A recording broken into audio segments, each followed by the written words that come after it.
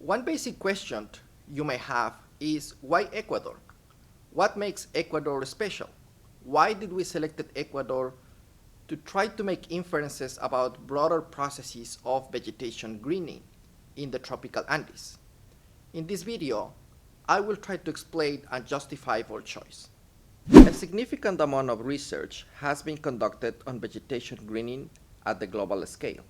Based on these studies, we now know that many vegetated areas of the globe have experienced a long-term increase in vegetation greenness or greening since the 1980s, as evidenced by available satellite image records. Less information is available on the seasonal aspects of long-term vegetation greening, but we have some understanding. In temperate zones, greening mostly occurs during the summer season due to the strong seasonality in these areas.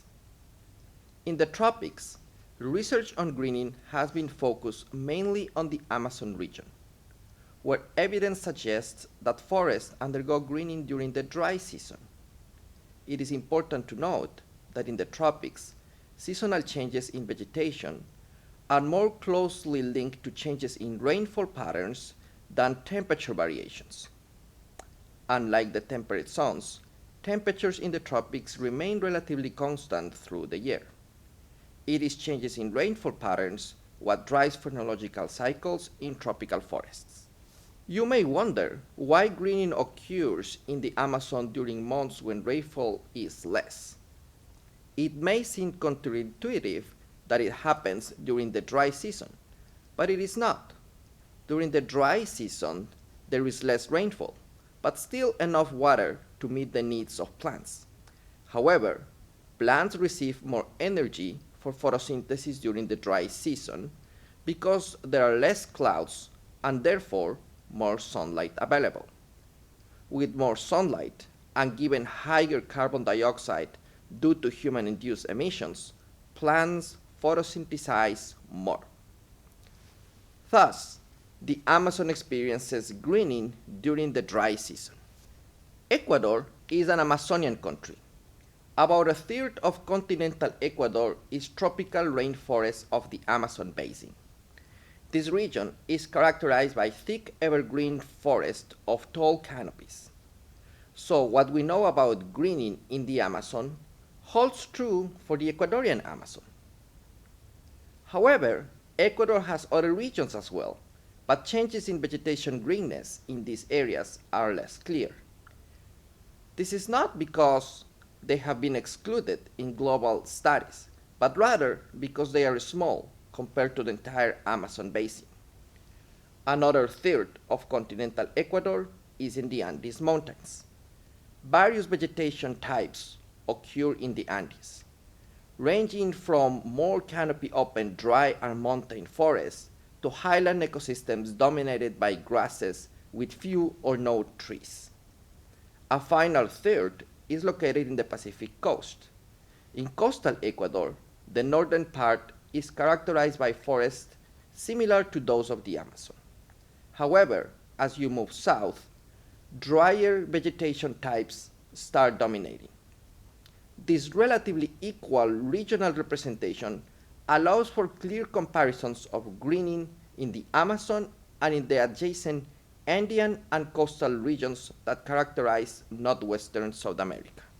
As previously mentioned, changes in vegetation greening in Ecuador, as a tropical country, are driven in part by regional precipitation regimes.